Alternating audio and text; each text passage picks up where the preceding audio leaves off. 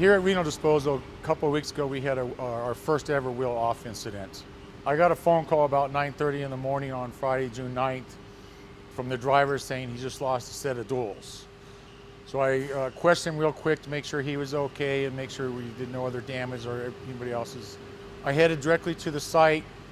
Once I got to the site, I noticed the wheels off on the right third axle on this roll-off truck.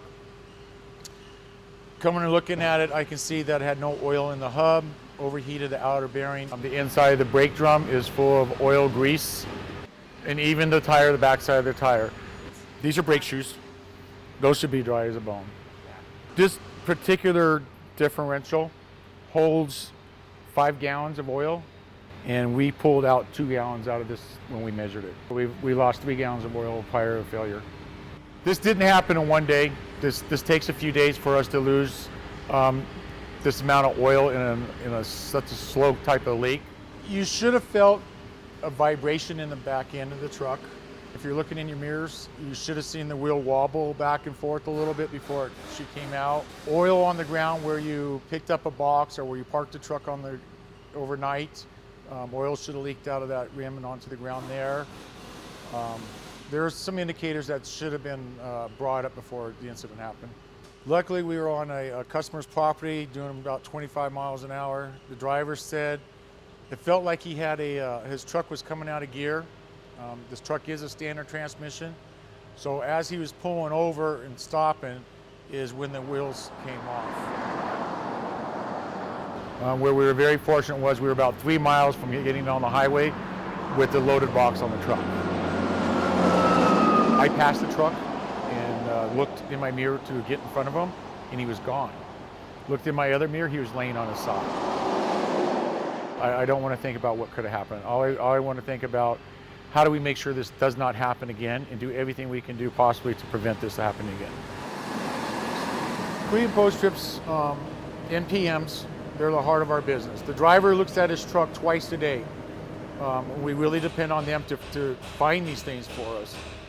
We're bringing the trucks in about every 200 hours and we're doing PMs on them. But because our trucks work so hard and so many hours a day, we really depend on the driver to do a real thorough pre and post trip to help us out. The whole goal is to reduce downtime. We try to keep these trucks on the road, so we have to do a proactive maintenance, and this is part of our proactive maintenance. The more information they have, they can relay to us, the better we can diagnose the truck and fix it.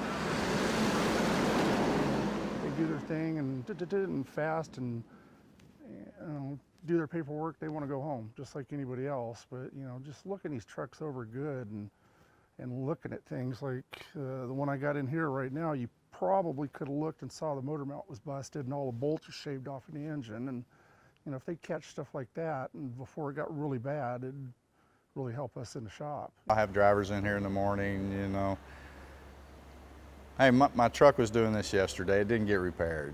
I may take the time and trouble to prove to this driver, you didn't turn in an EDVR on this yesterday. Especially the next morning, they go to fire up the truck and they have a flat tire or something else that they should have caught the day before. That's always a conversation. It's like, okay, let's talk about your post trip. We can only say so much as technicians, it's up to the management team and their side to make sure it's getting done. But, we harass them about it and tell them that a post trip helps all of us. So. Oh, it's very huge because the operator at night can run it perfectly and not be a leak, but then from overnight, the heat and everything, and it could be just like really cold, it could bust a hose or gasket. You got to look and make sure everything's correct, and if there's a leak, you got to inform, mark it on the DI, and let the mechanic know as soon as possible.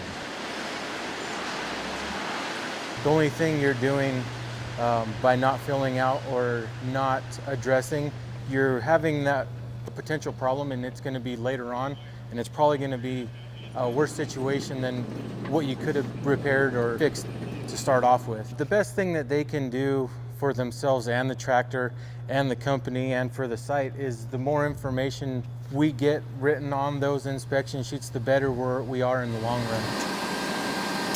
We depend on each other, the drivers, the technicians, to make sure that all the trucks are in safe condition at all times. If you're driving a truck that's not really checked, that's an unsafe truck and it shouldn't be on the road. Because if something fails, like a tire, a wheel, something you didn't check, and that could cause a rollover. Not only could it risk your life, it can risk another family's life, another child's life, you know, anybody's life that's on the road with you. We all need to take this very personal. Even though you may not drive that truck, if you see a truck sitting next to your truck, something wrong with it, please report it. You know, we're not mind readers. We can't look at every truck, every piece every day. But if you notice something with your truck or even somebody else's truck, just please report it.